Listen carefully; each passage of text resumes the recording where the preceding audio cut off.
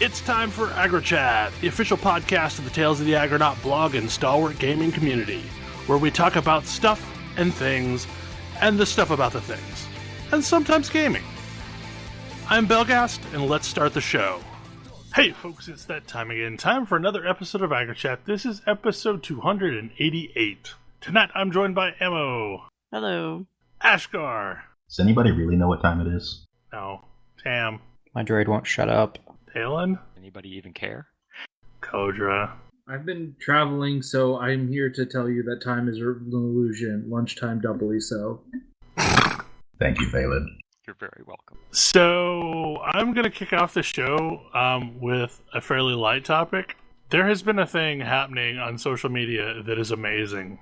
Apparently, Isabelle and Doom Guy from Animal Crossing and Doom, respectively, are the best of friends, and they really respect each other. It is adorable and hilarious. And this whole thing, far as I can tell, started when the official Doom Twitter was replying to no-clip documentaries. Like, they were talking about games from 2020 that they would like to see documentaries on, and it listed Doom and, Cyberpunk. And the Doom account replied, "We want to see Animal Crossing." Nice. And as a result, to explain this phenomenon further, because of delays, somehow both Doom Eternal and Animal Crossing, whatever the new one's called, something Horizon, are coming out on the same day. So, instead of fanboying it up and each respective fan base angry about the competition, people from each of the subreddits are going to the other subreddit to post memes of Isabelle and Doom Guy doing stuff together.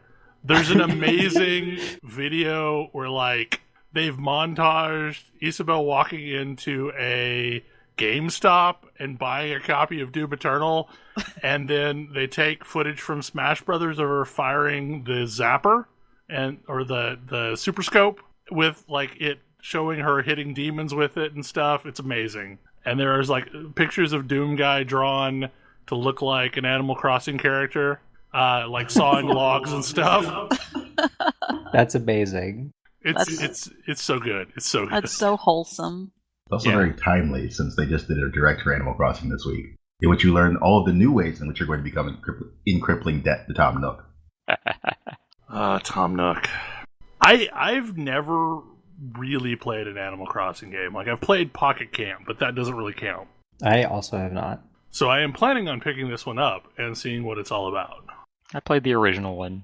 It was pretty fun. I mean, it kind of seems like a delightful play for a while before I fall asleep type game, and that tends to be what I play a lot on my Switch right now. The original one had collectible trading cards that you could buy and scan through the scanner for the GameCube E-reader to get things. I never bought any of these. Don't look at me. There's a QR code thing that I guess you could do on some of the 3DS games that the mobile app is going to allow you to use that to import them into the Switch, because they keep trying to use mobile phones in a reasonable way with Switch games. I mean, the 3DS had a camera and the Switch doesn't, so it seems like a decent way of importing that information in. So if you have Animal Crossing Home Designer or whatever, you'll be able to create shirt patterns and things like that to import it into your Switch game. I don't know if they actually sold any copies of Animal Crossing Happy Home Designer. They might now, because chances are a lot all of those these people own New Leaf or whatever it is. Yep. All the diehard fans. They already own New Leaf, so they can already do this. They don't need to buy Happy Home Designer. But anyway, it is a thing that is giving me joy this week. So the show will probably be something about this meme. I don't know. It's just warning you ahead of time. It's what you're enjoying dealing with right now? In a world that feels like it's burning down around my shoulders, I need these two unlikely friends. Just saying. Yeah. Yeah. Weirdest buddy cop show ever. We all knew Isabelle was stabby, right? She just has that vibe. Yeah, I mean, in my imagining of this, she's the not chill one. She's the hardcore player. Like, she's the one who's like going off the handle and like beating the crap out of people in this theoretical like duo movie. And he's the one that's like, you need to chill. Well, please chill. How about one of the best fan arts is like it pictures Isabelle with like the chain gun, but the chain gun knockback is like got her knocked up into the air and she's just like kind of firing around as it fires. Yeah, no, she's the hardcore one. Okay, so we had a topic that got bumped from last week. It's been bumped for several weeks. Yeah, well, I mean, look, bumping is bumping. You want to set this topic up, Ash, because like this is your topic? Sure. This is a topic that has come out of discussions between myself and Tam, and mostly about roguelike games, but can be applied to other things as well. And it's really about the difference between learning and memorization, especially as applies to roguelikes. This comes up as I mostly talk about games like roguelikes that I like include things like Risk of Rain, Into the Gungeon. Most of these games do not have any sort of meta progression that gives you more power. They tend to have meta progression that gives you more options. Whereas games like Heroes of Hammerwatch, Rogue Legacy. Yeah. Yeah. And several games like that give you stronger options. To an extent, FTL sort of does this too. Yes. And to me, one of the things I actually enjoy about roguelikes is learning what things go together, what does this, what does that. Except I feel like some games, especially FTL, involve excessive memorization. Yeah.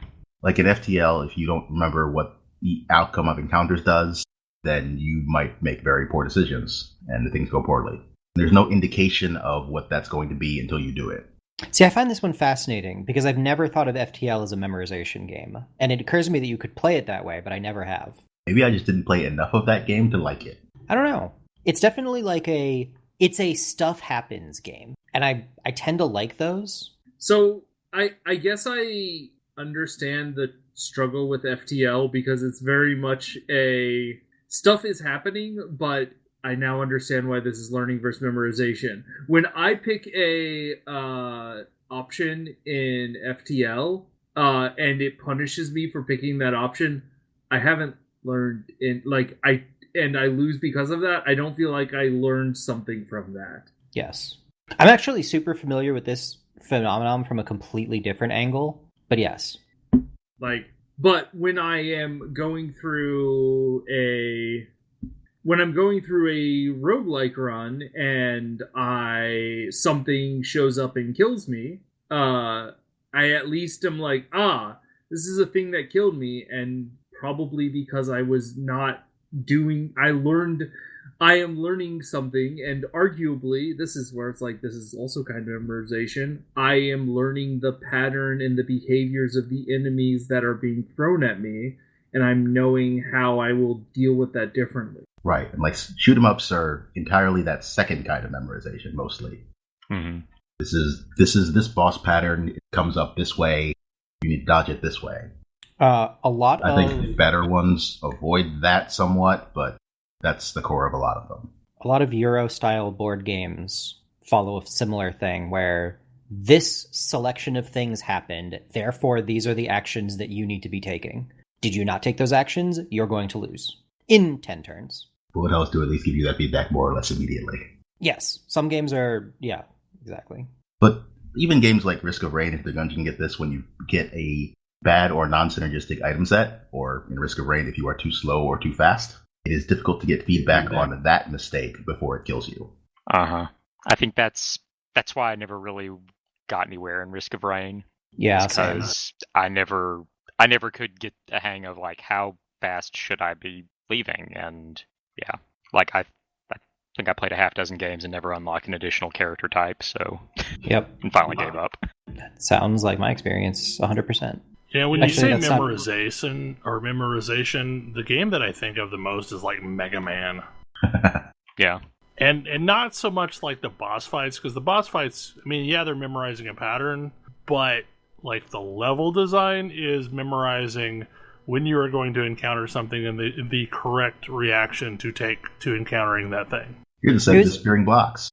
Yeah, it was actually really interesting. Ash and I were talking about Mega Man specifically pretty recently, if I recall correctly, where like Mega Man Mega Man level design tends to be very, very good at showing you the thing you need to know right before you need to know it. The games vary in quality in general, and some of them are better than this than others.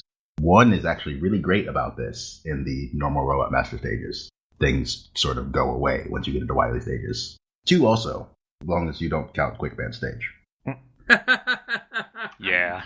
But like, as that series went on the NES, they got gradually worse about it. 8's pretty good, 7 kind of not, 9 and 10 are really not. Ugh. Look, they wanted to make some hard games, clearly. Some hard retro-style games. I don't have the highest opinion of 9 and 10. But I know, like, when I originally played those in the Nintendo era, I mostly got through the levels by memorizing when I was going to encounter what attacks. Yeah. Yeah, a lot of platformers are kind of like that. The X series is way better than the standard series, at least for the first 3 games, at showing you things right before you need them. I've always really liked the X games. Although there is the bit in the first game where you should do Chill Penguin stage first, and nothing tells you that. Yeah. I don't know. It's games that rely too heavily on just memorization, I don't tend to like very much. Except, I do like scrolling shooters, so maybe I don't know what I like. Well, I mean, but even there, I can see like a difference. There is a game called Terra Firmium, something like that. There is a Finnish bullet hell style shooter on Steam, and it feels like they thought they understood what Toho games were doing, but they didn't. So that one you have to memorize everything that's coming up, or you die. Ugh. You don't get any chance to see anything coming before it happens to you. It just happens to you. Sounds unpleasant. Ugh, yeah. Well, I think good bullet hell games give you some learning time to where, like, the first time you encounter a specific kind of ship, you will see maybe one of them at a time. And then later on, you will see multiple at a time, and you'll have to deal with them. That way, when you see it coming onto the screen from the top or from the side, you kind of know what you're going to have to do, or at least what the firing pattern's going to be. Yeah, this is exemplified in the boss designs, in which you get an intro attack, which is always pretty easy, and then a big spell, which will be kind of difficult, and then you get an advanced version of the intro attack, then usually an advanced version of that spell, and then you might get some different spells later. They thought they were designing their bosses like this, except all of their spell-like attacks are different, completely different. So again, they tried to make a Toho game. Other people have done this, but not so much on this one. Terra Firminarum is the actual name of the game. So I guess the question is, like, so to me, most roguelikes seem to be like reactionary games, at least the ones that I've played. Like, what are some examples of memorization roguelikes other than the FTL example? Because, like, I think that could probably be taken either way. I mean, I'd argue that NetHack has a pretty heavy amount of memorization to really play it well, because there's all sorts of things about, like, how to identify certain types of items and what you should do when confronted with, you know, a fountain or a sink or what have you. I think some of the more complicated roguelikes ask you to memorize a lot of things that aren't just simple how to play the game. Chocobo's Mystery Dungeon is one of them, I think. It asks you to, at least, if nothing else, know what the possibilities could be of this mysterious drink that appeared in your inventory. Mm-hmm. You could do some things to mitigate that, like drink it when you're near the stairs, but unless you know all the things that could happen to you when you do this, you might get a very unpleasant surprise if you drink it thinking it's a potion. Yeah. And even then, unless you have more than one, it won't be identified for you, so you'll not know what it is when you pick it up again later. I don't know. A middle ground for me is definitely Tangledeep, which I think is very good. Tangledeep does not have Tangledeep systems are not nearly as complicated as Tangledeep systems are not as complicated as Chocobo Mystery Dungeons or NetHacks or any of the other major roguelikes. It's still tile-based, you have grid movement, things move when you do, but the class mechanics are easy to understand, the enemy mechanics are fairly easy to understand. Yep. So you see this thing and it creates a giant red cone shape in front of it. So you have a turn or maybe 2 turns to move out of this cone shape before it kills you with its big giant fire breath. You didn't need to know that ahead of time. Although the next time you see it, you might try to fight it in a slightly larger open space so you have more room to dodge.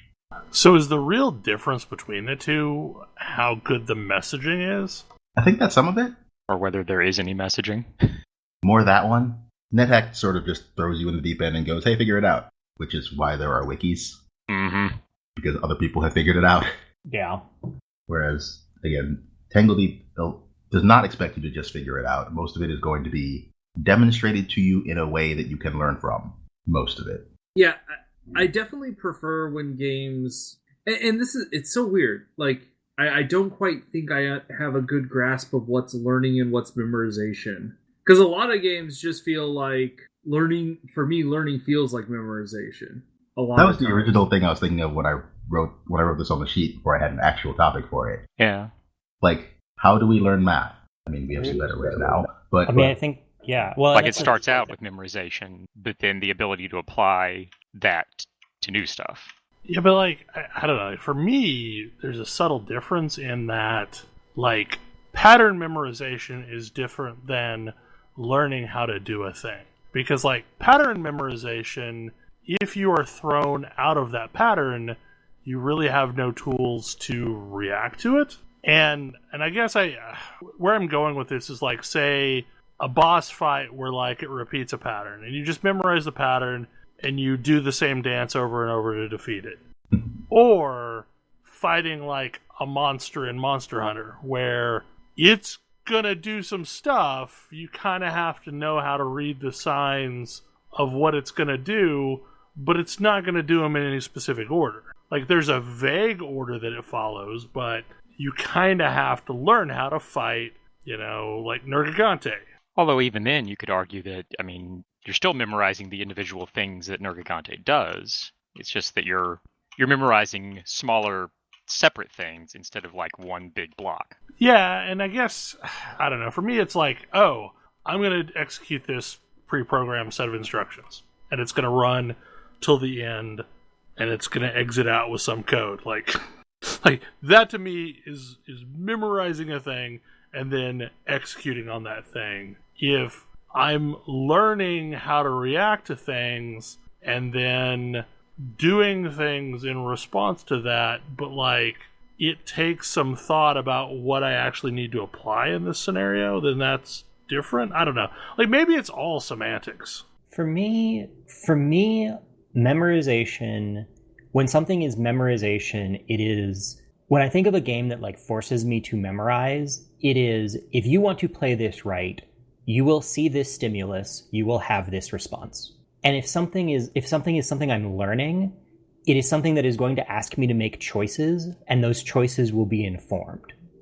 And so whenever a game is like presenting me with choices and showing me how those choices have different outcomes, I feel like I'm learning. But when a game is like, oh, you saw this is what you need to do. It isn't like, here are the choices you can make based on this thing that happened, but this is the optimal one, do it.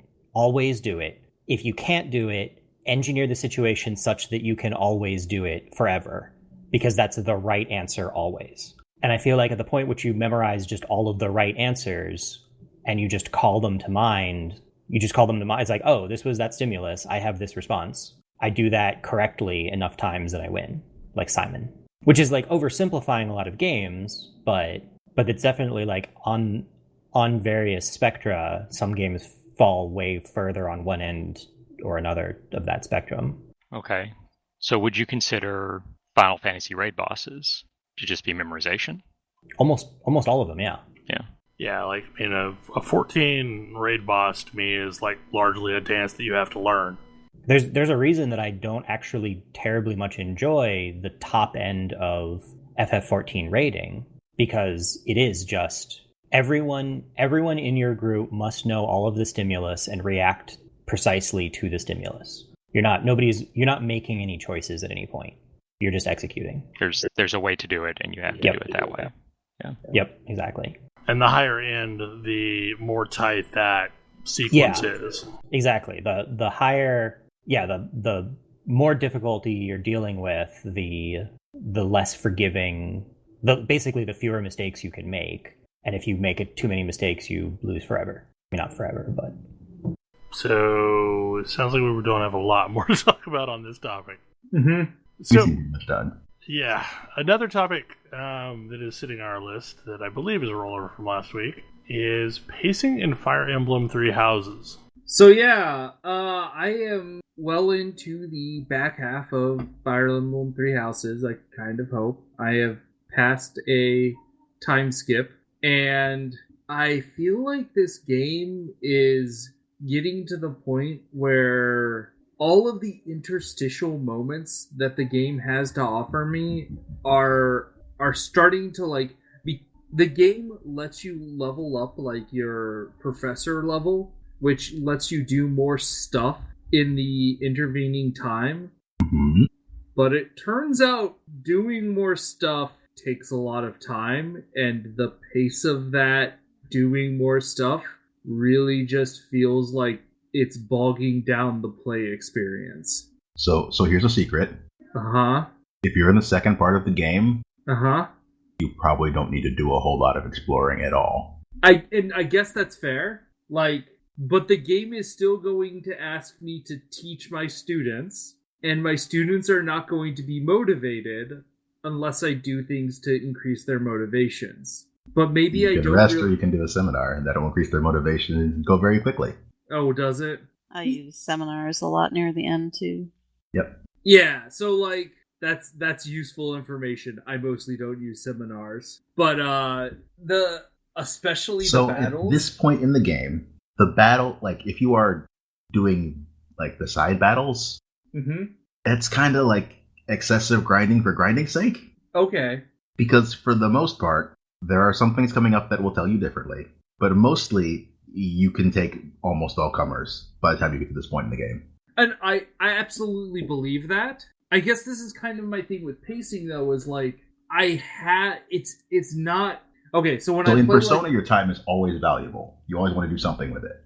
yes, and That you'll is notice, not true in Three Houses. Yeah, so this is sort of the thing that I was comparing it to is Persona, and in Persona, it's like I was always happy to be spending some free time in that game. I never felt like I had too much free time or like it was a waste of my effort to try and micromanage that. That always felt good for me. That's not true in Three Houses now. And like, that feels weird because you say it's grinding for grinding's sake, but I still can't just grind indefinitely. Although I'm realizing now that that's only because I'm playing on hard mode, and in normal mode you could grind indefinitely. I think I would like this game if it felt like they could maintain the tension. The like, I only have so much time to prepare, and right now I feel like, oh, I can just slack off for a month because I'm gonna crush whatever comes my way next. Similarly, there's a pacing issue with like your various characters. Like, I feel like the game was showing me a whole bunch of new looks and asking me solve a bunch of new problems, and lately I feel like I've been on autopilot for the past couple of missions. There were some paralogs in Part 2 that were only available in Part 2 that I felt were showing me a new thing. There was exactly one that I can think of. Did it involve an enemy that took up 9 squares? Yeah, it's an enemy that took up 9 squares, yes. That's mostly the one I was thinking of too. There are 2 of those, but I'm guessing you don't have Lindhart, so you probably can't get the other one. I don't have Lindhart. You need Lindhart and Leone on the same team to get to the other one. Ah. But the story missions did still do this. There a lot more work went into the story missions than the side missions, mostly. I mean, which makes sense. Yeah, that makes sense. I do feel like, I don't know, I'm not terribly, I guess I need to try and remember the story missions. The story missions don't feel that impressive either. I guess there was some stuff going on. The last story mission was the Battle of Three Houses, and I was intensely frustrated by that one. But that's because of story reasons. The end of this game is really sad and depressing, though. So good job on them for doing that. I mean, it is a Fire Emblem game. True facts. Are most of these games supposed to be this oppressive? They're usually not very happy. They're known for being games with feels. Awakening has a happy ending. It gets there eventually. I'm not entirely sure if I would qualify any of the Three Houses endings as happy. The ones I've played, yeah, probably not. Several of them are victorious, but I'm not sure I'd call them happy. Fantastic. So yeah, that's a thing in this series. Even without permadeath, they are determined to rack up the body count. And they do. So I started playing this week as well. I had every intention of going stags, but wound up going Black Eagles because I don't know, I liked most of the characters in Black Eagles way better.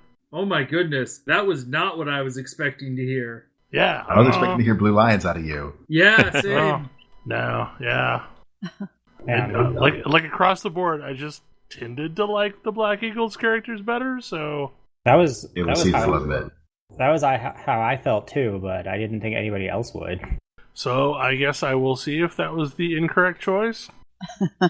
That'll be fine. The game is mostly character driven, really, like character interactions. There is a plot, and it is kind of important eventually, but it's the characters keep you going until then. At least that was true for me. I agree with that. I'd say that's true as far as I played.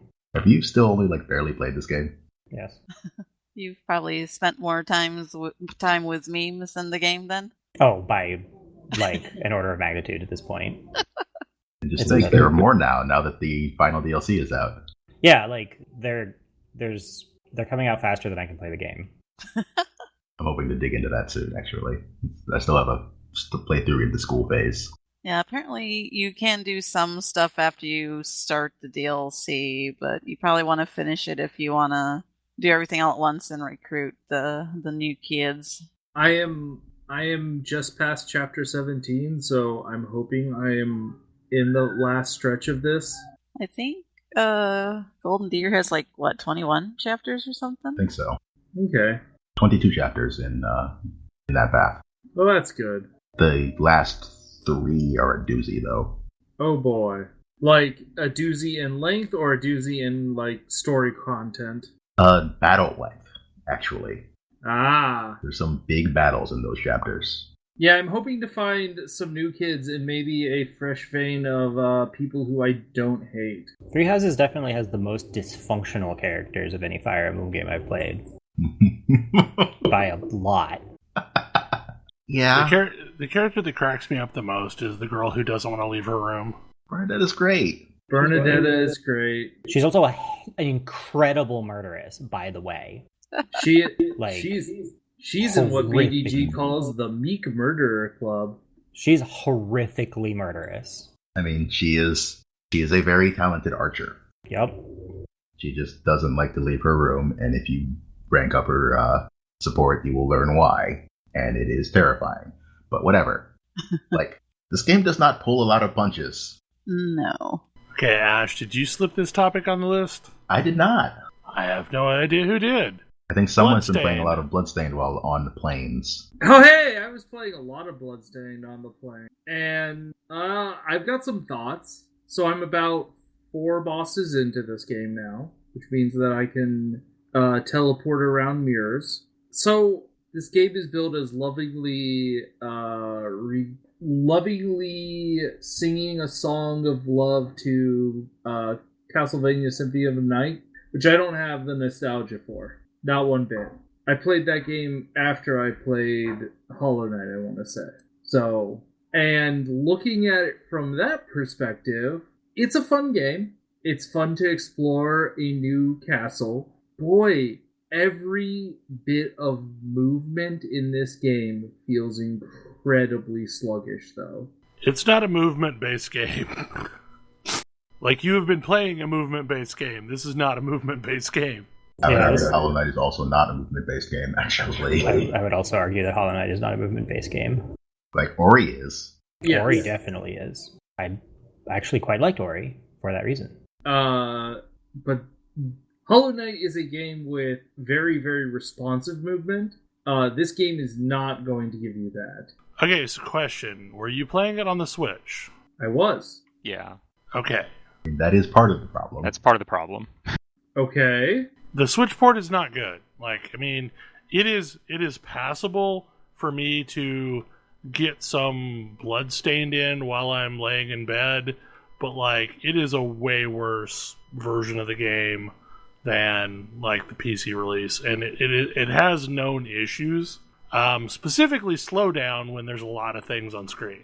If they didn't fix it, like almost a second of input lag. I mean, I know there have been some improvements, but they are still apologizing, and more improvements are on the way. So, like, it feels better than it did at launch, but it is still not perfect. Interesting. So, what I will say is that I don't notice that second of input lag, so I'm guessing that's been fixed. That's good. There are some scene transitions that are like, I feel like I'm waiting about 5 seconds for like the screen to load, and that does not feel good. But it's mostly been okay other than that. But other than the fact that everything, like, your character feels very sluggish. And the other thing that I was commenting on is it also, combat feels a lot floatier than Hollow Knight, for example. Like, enemies don't always respond when you attack them. Or like you swing and it feels like you just basically slice through and you see like the enemy flashes and numbers go up, but it doesn't feel like there's anything that's happening. The combat doesn't feel as weighty. I think that may just be a Castlevania thing. Yeah, I was gonna say, I feel like one of the things that I played a lot of Hollow Knight despite not enjoying Metroidvanias because it's so well made. Mm-hmm. But like, I don't really like this kind of game, and Hollow Knight kind of convinced me that it was possible for me to kind of enjoy them, although there were a bunch of things I didn't like about Hollow Knight that stopped me from playing a lot more of it. But like, the actual mechanics of the game I like quite a bit. Like the like moment to moment. Yeah, that's the problem. It's like I'm not sure which are just critiques of you don't like Castlevania style games, or which are the Switch port is bad. Yeah, that's the thing. I don't know that either. Yeah, because the lack of reactivity is a Castlevania style thing. I have it on the PS4, and to me it feels really good. But also, I love Symphony of the Night. I love Symphony of the Night so much. So, yeah, playing this really did give me a reminder of it is just so damn impressive how much Team Cherry got right on their first outing, and I don't quite understand how they did it. Because they played a lot of these games and went, took notes. Which parts can we make better, and which parts do we need to throw out? Yeah. And that's one of the things, like, especially with long-standing genres, being able to be like, we don't need this. We will cut it. Yes, it's a sacred cow, but we're going to get rid of it because it doesn't actually help anything, even though everybody's super familiar with it. That's really interesting. Like, what are the things that you see that they got rid of? That's the first and most obvious one is the leveling system. Yep. Yeah. And that's honestly like the thing I like the least about Hollow Knight is that it doesn't have a way for me to grind to get more power. Ah, interesting. So you want to be able to grind like forever and get more power that way. I mean, get more gear, get more loot drops. It's a very Bell thing. That being another of the things, randomized loot drops. Right. Yeah. There's a much starker sense of progression in Castlevania. And I don't love it, but it's definitely a sort of iconic part of it. And at least for everything since Symphony of the Night. Yeah. And also the other sort of, I think, important piece of it is that it gives you multiple ways to progress past obstacles, because you can either be very skilled or you can become very powerful. You don't have to. If you have a boss that's just like, I fundamentally don't understand this boss fight, you can like grind until you're powerful enough to just push it over. Whereas like Hollow Knight says, nope, you absolutely must understand this boss fight or you're going to lose to it. And maybe this is just the point where you stop playing the game because you can't beat this boss. You're done. Hollow Knight's response is a little different because in a lot of cases, I think except for 3 very specific cases, you can just go somewhere else. Because after a fairly early point, Hollow Knight is super open. It's true, but it doesn't... I don't I think that the game, and this is one of my like personal things with Hollow Knight, I don't think the game messages well enough how open it actually is. That's fair. Because it's not clear at all that you can just go somewhere else. One of the early bosses they anticipated people having this problem with, the Mantis Lords, does literally throw an NPC in front of it if you die to it, saying maybe you should go somewhere else. Yeah. Yeah, but it doesn't really... Because they can be that pretty doesn't rough. happen everywhere. Right. And eventually you will have to come back and fight whatever and that's the it thing is, eventually you are going to come back, and you may or may not be that much more powerful. Like, because there isn't that kind of progression system, eventually you are going to have to come back to that boss, and hopefully you're just better. Hopefully you just get it now. I mean, you'll probably have more health, and you'll definitely have more melee damage. Yeah. Yeah. I mean, will you? A lot of the pale ore is real easy to miss. Well, yeah. you will... The first upgrade almost doubles your damage and requires only Geo. You do need to find the blacksmith, but again, the game tries very hard to tell you to go to the city. Yeah, the game is trying to tell you to go to the blacksmith. Yeah, and I think that's, and honestly, that's not something that I got when I was playing it. I did not understand that was where the game was trying to send me, so I just beat my face against the Mantis Lords to the point where I quit. Well, and to a degree, we've been trained by games for decades now to go the place it is trying to send you last. Yep. Because what if that's the thing that progresses the story and locks something off? Right. Like, if I didn't go down this path, did I miss a treasure chest and some key item that I'll never be able to get again? Yeah, it's sort of interesting. Like, you mentioned that there's an NPC there, and I remember I saw the NPC, and it was like, oh, I don't trust this NPC because I don't trust NPCs in this game. And I think that's a really... Because Squirrel, I guess it's possible to miss every single interaction with him before that. Yep, I did. And so I didn't trust him. Because that's like the fourth one you can have, and he tries to give helpful advice every time you see him. But yes, NPCs in that game are generally not trustworthy. Mm-hmm. So that's a fair assessment. Yeah. And I forget, there's like one other NPC that I picked up very quickly not to trust. And it was the only one that I'd had like any really meaningful interaction with. And and it was like, because the game's so open, it was very, like, I remember my experience was very interesting because the game was super open. So I missed a lot of interactions that probably would have helped me. But I didn't realize that they were there to miss because the game didn't let me know that how open it was. Yep. And so I was just like, wow, this game is just cruel at me. Because I actually read the NPC outside the Mantis Lords as mocking me for failing at killing them. And I was like, wow, this game is mean. And it's one of those things where it's like the messaging is really interesting because even when your messaging exists, if you're trying to change player behavior, that's really hard to do. So I did go down there and beat them my first time through the game. It took me many tries. But the reward for beating them is you get to go through a door where it's dark and everything is awful. Mm-hmm. So I turned around at that point. So I'm like, there's got to be something else I can do here because I don't want to be here. It's like, oh good, now I can go into a place that's terrible. Yeah, that was actually the part where I quit because I did beat my face against them and then finally beat them and got there and I was like, this is where the game goes now? This sucks. No, that one I just turned around. I'm like, there's got to be some other way. But that was and it literally wasn't until like months later when you were like, oh, this game is so great. I was like, really? This game seems super like cruel and awful to me. You're like, oh, you're not supposed to go that way. Go to any of these other places. I'm like, what? I've mentioned this before, but you don't need to go. It is possible to get into Crystal Peak, which is awful and I don't recommend doing it, with nothing more than your starting gear and the lantern. This is awful and you shouldn't do it. No, but you can. You shouldn't.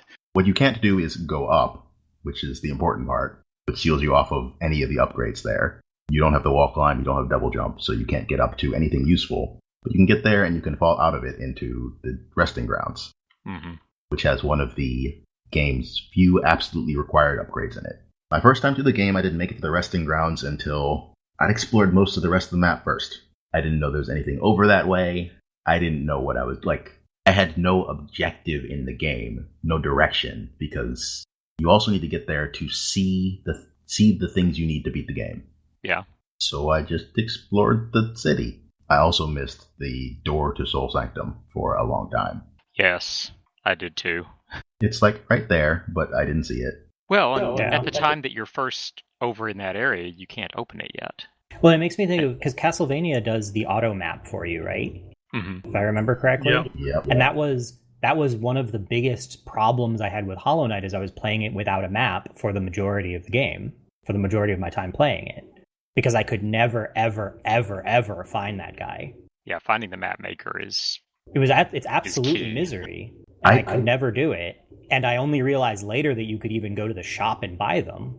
I kind of disagree about the finding the map maker thing, because he leaves a paper trail and he whistles in all areas except one. Yeah, but I don't know what that means.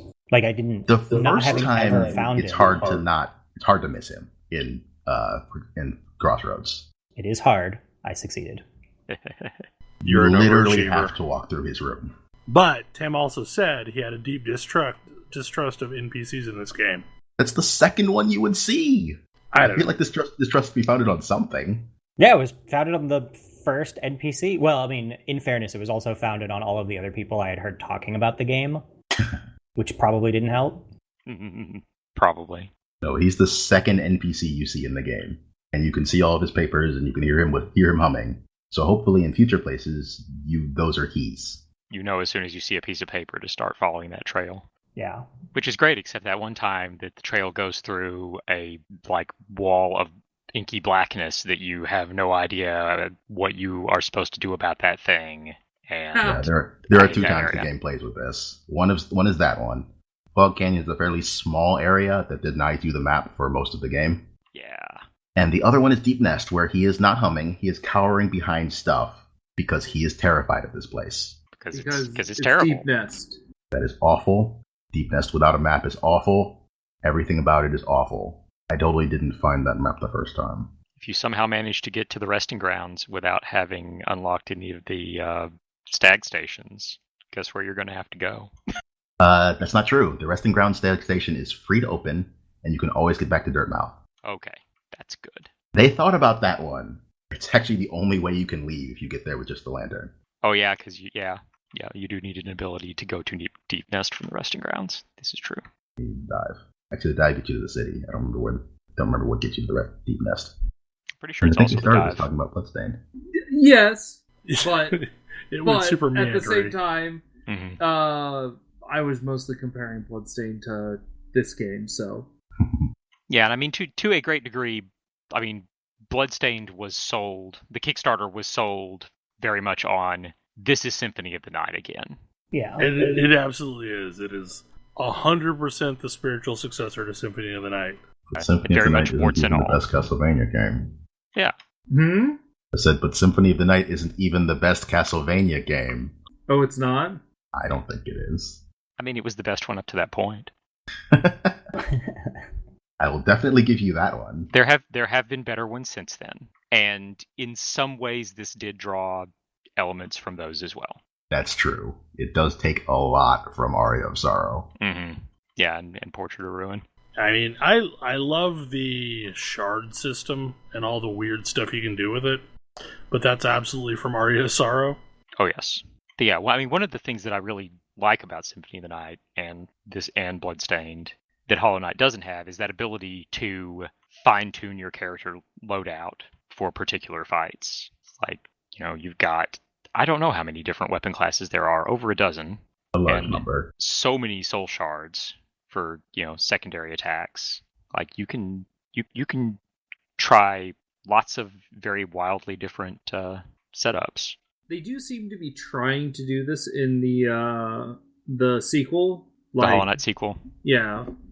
There are a lot more items that you're going to have as secondary gear. And there are some things that let you customize your rig, like depending on whether you want to be more spell focused or whether you want to be more melee focused or whether you want to be more, I don't know, weird pet focused things. Just I should take off the Mark of Pride. I would recommend taking off the Mark of Pride at some point. As Hornet would say, get good. Well. Mark of Pride is great, and I don't want to hear it. More range means you can start doing damage sooner. That's fair. And you can theoretically get past Elder Boulders. I don't want to hear that. I don't want to hear that nonsense. Those are the enemies that close up when you get close. With Marker Pride, you can do an almost frame perfect turn at the range they close up and hit them. It's theoretically doable with Longnail with an actually frame perfect turn. Don't do this. Don't try to. The randomizer is the only time you will ever run into this situation. I was going to say, don't do it. This only matters for the randomizer. Normally you throw fireballs, and it's fine. I've killed those things a lot of different ways with the randomizer now. Some of them are dumber than others. Glowing Womb is definitely the dumbest one. Spore Shroom is probably next worst. But yeah, I like Bloodstained. It's just, unfortunately, there's been a lot of competition in the Metroidvania market, and I don't think it holds up as well. I mean, if you want another Castlevania-like game, Konami isn't making those anymore. So This is definitely a great example of that type of game. Okay, I think this is also a Kodra topic. The 504. I might as well start with this one. So Tam and I saw this game in the game store, and it's got a cover that's like this amazing dome, like these worlds within domes. And it looked amazing, except it was in the Euro-heavy section of the game store. But I picked it up anyway, and I was like, this looks like too much. This looks like entirely too much. This was a few weeks ago. Yesterday I was back in the store, and I didn't see it there. I thought, I've been trying to think of what this game was called, and I was thinking I'd hallucinated it. So I asked people in the store about it, and it was very on sale. So that's why it wasn't on the shelf anymore. And my curiosity got the best of me, and I picked it up. I actually got a chance to play it today with Kodra. to play one of the 504? Yes. Because I am reading the Board Game Geek page on this game, and it has some absolutely incredible. It's got some amazing reviews. Yeah, sounds like madness. The writing on the reviews is amazing. It's incredible. So the idea behind this game is that there are 9 modules, and then you take a module that becomes the way you win the game, a module that becomes the way you make money in the game, and a module that is thrown in for a twist. And the combination of these gives you one of the 504 games. Okay. Yeah, I think I've heard of this. Somebody, one of the reviews that I read compared it to those like 100 games in one CDs that you used to be able to get. I think it's more coherent than some of those. This game has a rules generator on github.io to randomly generate one of the 504 sets of rules. That seems reasonable, yeah. I mean, I like how the book does it. So they have a book, and you open up this like spiral-bound book, and in it, the pages are broken up into 3 sections, and you just flip the top part to the way the victory conditions are scored. The middle part is your income, and the bottom part is the twist. Yeah, you know those kids books where it's like pick different parts of animals.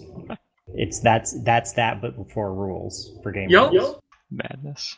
Oh, it's definitely a bit of that. A bit of that, you say? Uh-huh.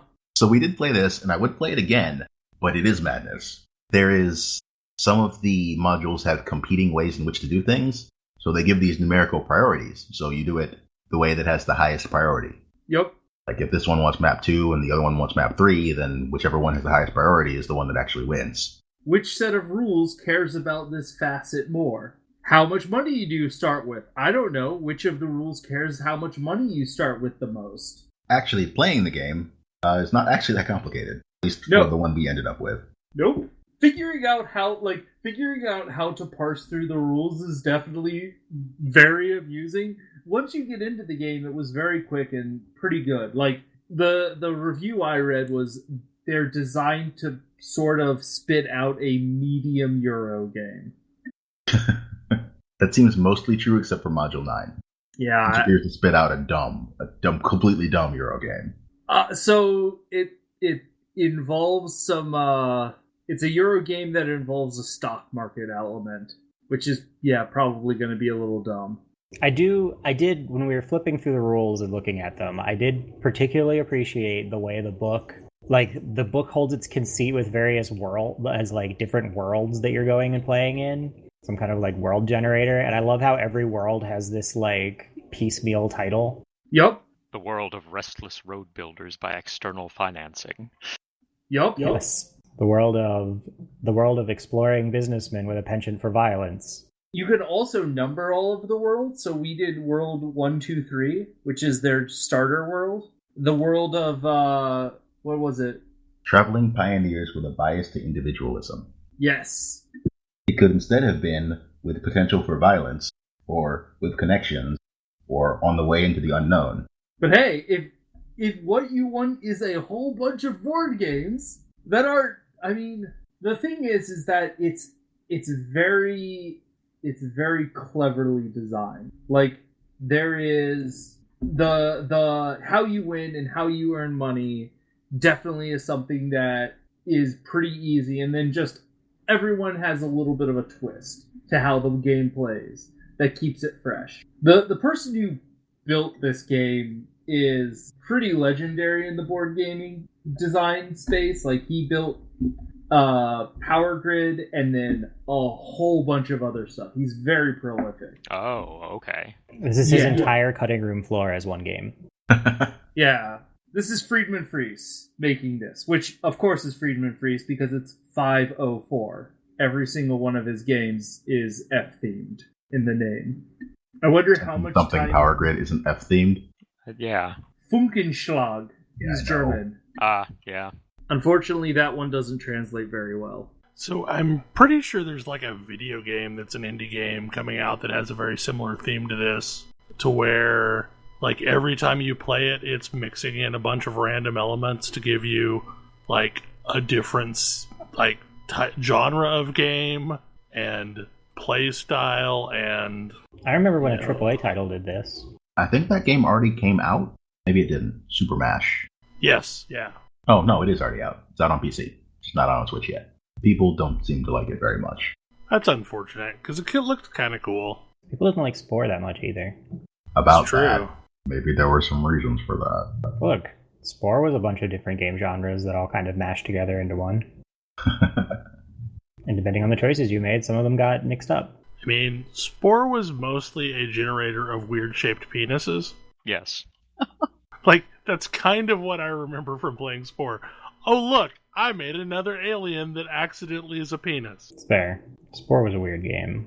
I feel like Spore was like a generation too soon, that it didn't quite have the fidelity that it needed. There are a bunch of things about Spore that I think went a little bit wrong. I've been spending a significant amount of time playing another game that was about a generation too soon. If you find a Dark Spore emulator, let me know. I'd very much like to play that game again. So Tam has been playing a lot of Star Wars Galaxies, and I have gone back in a different direction this week. I have been playing City of Heroes, and like I kind of remember why I enjoyed this game and how much I miss having a competent superhero game. I mean, I feel like DC Heroes is perfectly fine, but it's not the kind of game I wanted to play. I mean, the fun about City of was coming up with your like crazy, ridiculous hero that was like super customized. Well, and it was really the first game I played that used like instance doorways in an MMO. Because like I can't really remember a game prior to City of that did that. And obviously, like World of Warcraft from that point on set the standard that like dungeons are instanced. But prior to that, this was an interesting scenario where like, oh hey, any one of these doors that I might be running past could be where my next mission's at. Yeah. And sure, there's a lot of repetition of building layouts because there's only so many building layouts, but it does give it like an interesting feel to the game. I basically missed that entire genre of games because the game I thought I was going to play to get into it ended up being awful. Champions Online? Uh-huh. Yeah. Yeah, it is not good. yeah, Still sad about that. It was good. I mean, I'm still mad about that game. with good reason. Because it was very promising, and then the day before launch, They screwed it all up. they messed up the entire game. Yep. And I For understand reasons. why they did this. Well, I never really understood why. It's because the game didn't have any endgame content to speak of. Yeah. So they wanted to slow people down so they wouldn't get there too fast by breaking basically every build in the game. Yep. So like I can remember playing beta the day it shut down and like, wow, this is an amazing game. I am so ready for this. I think I may have even taken the day off work and then coming in the next day and I'm like, oh crap, this feels nothing like it did yesterday. What in the hell happened? Mm-hmm. Yep. I had one character whose build survived. I didn't even have a character. I had two characters, not just whose builds didn't survive, but whose like entire premise didn't. My martial arts character, like my swords character, mostly didn't survive. Like they made enough nerfs to things that I was using that I had a non-functional build, but I could respec, and that one could be mostly saved. My ice character made it through entirely unscathed because my character was taking advantage of a thing that they forgot to fix. Basically, when you ice breath things, it would create ice cages around them. And those would count as obstacles that could be shattered. So you ice breath a group and then hit the shatter button and everything dies. And they never fixed that. So that character was fine. None of the defensive things mattered because I was immobilizing and murdering everything in front of me. Yeah, my regen katana character did not survive at all. My fire healer did not survive at all. And my tough character, absolutely not. Yeah. I don't even remember what I was playing. I was playing the Gadgeteer. My Gadgeteer did not survive. That was the game that soured me on lifetime subscriptions. Yup. Because prior to that, I got a lifetime subscription to Lord of the Rings Online, and that was a great deal. That was if you got in on that one. For me, I went in on that one because I'd missed the Lotro one, and I was like, Yeah, I got in on Lotro at the original price, so that was a fantastic deal. That was a good buy. And then Champions Online came along. I was like, yeah, I love the Champions setting. I need a superhero game because City of Heroes went away. So yeah, absolutely. Yeah, that was sadness. I mean, and I don't know how much is nostalgia and how much is that the game actually really does hold up, but for the most part, like, City of Heroes still holds up. Like, it had an audience before they decided to unceremoniously kill it. Mm-hmm. I mean, like, it was getting content updates still. Yeah. Well, because it was in NCSoft. They have, no qualms about just, killing games while they're still perfectly viable. And somehow they managed to wrangle a working version of the game. Cough, cough. I'm pretty sure it was leaked. And then they kept it hidden from the world for years. Yep. And for the most part, like, it is a really easy way to get into it. Kind of like Star Wars Legends, you just like download an installer and it gets you into the game. Other than creating like a forum account that you then use as your login.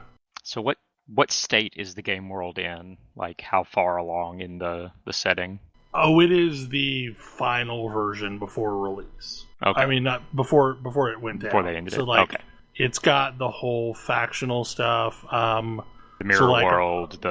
Arachnos folks are now in basically every zone, and there's a superhero team story arc that like takes you through each zone, and I assume there's a villain story arc similarly. There are various places where, like, I think it would start setting you up to go on the rogue path, because like there are lots of times where I've been given the opportunity to kill somebody instead of arrest them, and I don't remember that from the live game. Like, at the state at which I played it, like, I didn't really play it much after City of Villains. Yeah. It seems to be cosmetic stuff is set to free. So, like, your cosmetic respecs. That's good. Yeah, I'm playing Katana Regen because Katana Regen was always, like, something that could do a lot of damage but also survive. It was a very solo-friendly character that could group if needed be.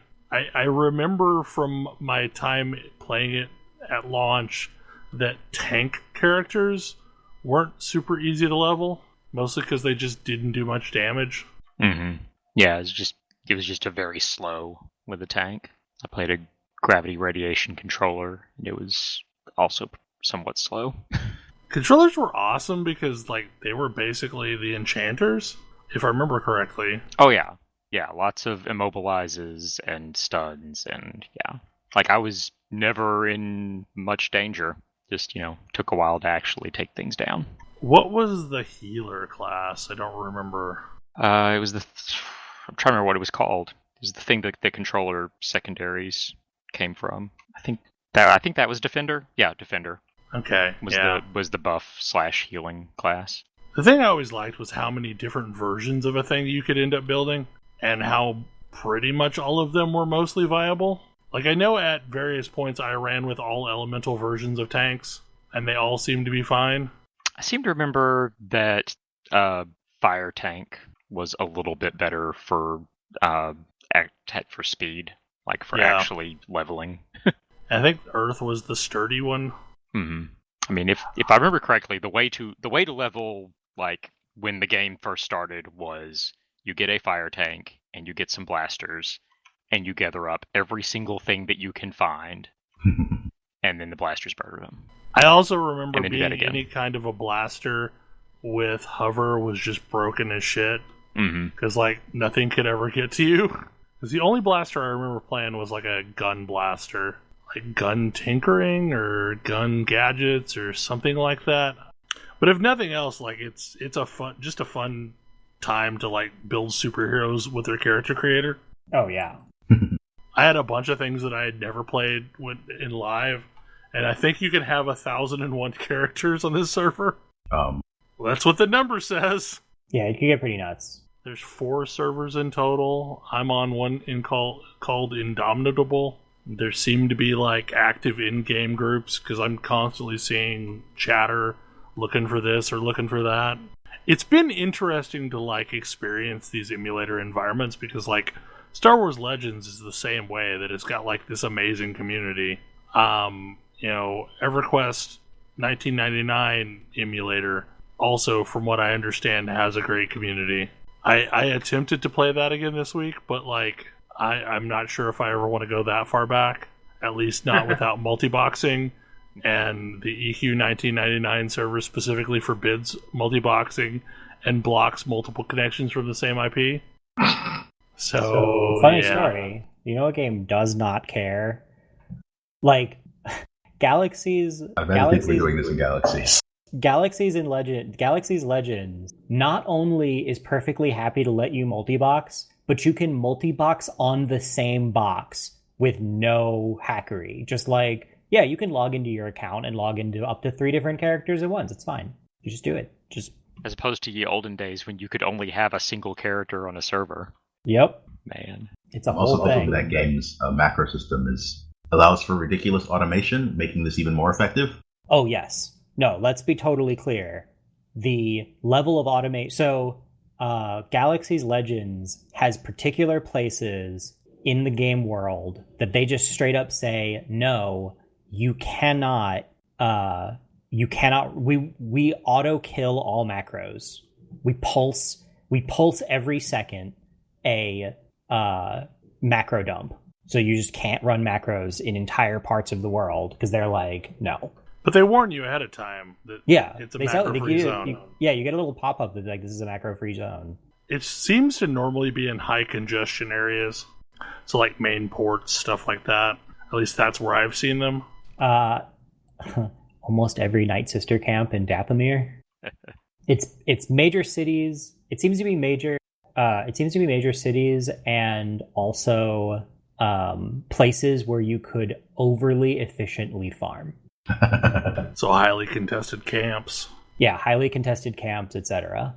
It just makes me happy that these experiences are out there and they're still pretty true to the original intent. Yeah. And they still have like communities that spring up around them. I'm always amazed at the teams that are dedicated enough to put them together. Galaxies Legends released a new content patch this week. Like, new quests, new art, new loot, new dungeons. And they have, like... net new from even the like, old stuff? Like, net new, this wasn't here, this did not exist in the original. It's crazy. People that loved that game.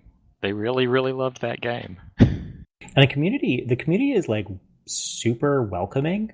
I think most of these communities are super welcoming because like there's not a lot of internet points to be won in these games anymore. Like as a brand new player, I can function perfectly well in the server economy. It was fine. I probably mentioned I'm playing a Jedi because child me would be very happy to see that. And during some server downtime, I was hanging out in the Discord, and I mentioned, and like people sharing their pre-launch stories, and I was like, and I told mine, and people were like, "Oh man, I feel that you should have stuck it out. You should have stuck it out for like 2 more weeks because they would have fixed that, so you wouldn't have been permakilled." But man, that's rough. And somebody else was like, "Hey, hey, come find me when the servers are back up," and was like, "Hey, here's all the stuff to build. Here's all the stuff to build your first lightsaber. You should build your first lightsaber. You've been waiting 15 years." And so I've got this. I built a lightsaber. It was great. But yeah, I love those. I love that these old experiences are being preserved and updated. Yeah, that's the thing I'm most impressed about, like the COH Homecoming server and like the Star Wars Galaxies Legend server, is they've got like seasonal events and all of the normal flow of life things. So yeah, they feel like you're playing retail. Yeah, they're indistinguishable from retail, and in some cases better than retail. I had a customer support experience on Legends the other day, and like I cannot overstate how trivial and stupid my ticket was, because I could not find an item, and I thought it had vanished or I had failed to claim it, and like had scoured my character's inventories and all of this, and like mentioned like, "Hey, does anybody know how I could find it?" And somebody's like, "Put in a ticket. They can find it, or they can find out what happened." So I put in a ticket. Less than 12 hours later, I get a response on that ticket wherein they had searched the server logs, reported where the items were, and informed me helpfully that they were in my bank safety deposit box, that I had crammed them in and then promptly forgot existed. And like, yes, I feel incredibly dumb that I didn't think to check my bank, but they were very helpful about it. They're like, here's where you can find it. Not to fear, they're on this character in their bank. Let me know if you need any more help. I don't know. I would just love to see this same treatment for like all the games I remember fondly as they age out of being viable. But I think in this case, at least with like Homecoming and Legends, these are two experiences that like don't really exist in another game right now. Yeah, like there isn't anything like either of those games that you could go out and play. What is the current state of Champions? It's still going. They're still doing Not content good, releases. that I've heard. It's not great. I mean, because I know it can't possibly be like what it was when it originally launched for a variety of reasons, but I have no idea what it is like. I think it's. I mean, the answer might still be not good, but I think it's actually worse. Like I think if I remember something as I read recently, and I could be conflating some games, but I think it like stopped publishing updates midway through a content patch. Whoops. I saw an article just recently about some new content on Champions Online, so they're still releasing stuff. I don't know how often or anything like that. I mean, I guess theoretically, if I could find the account information, I could go find check it out and find out. But legitimately, I can't even remember what email my account was attached to. But I think that would be there interesting. Is the bit where Perfect World is running it, so that doesn't help. Some power sets are locked to premium. Is that not us at this point? I mean, I didn't go for lifetime, so it's definitely not me. I have no idea. I suspect most people I'm talking to right now are not terribly interested in finding out. Largely true facts. Yeah, I mean, like, I may be interested enough to, like, download it and contrast what I'm experiencing with City of Heroes, but... You should probably just keep playing City of Heroes. Probably. Anyway, and with that, like, we had a mishap at the beginning of the show, and I don't know exactly how long that took, but... That's about time. I'm sure we're past time, so... Yeah. Hopefully you enjoy the show, and we will see you again next week. Good night. Bye. Good night. Good night. See you.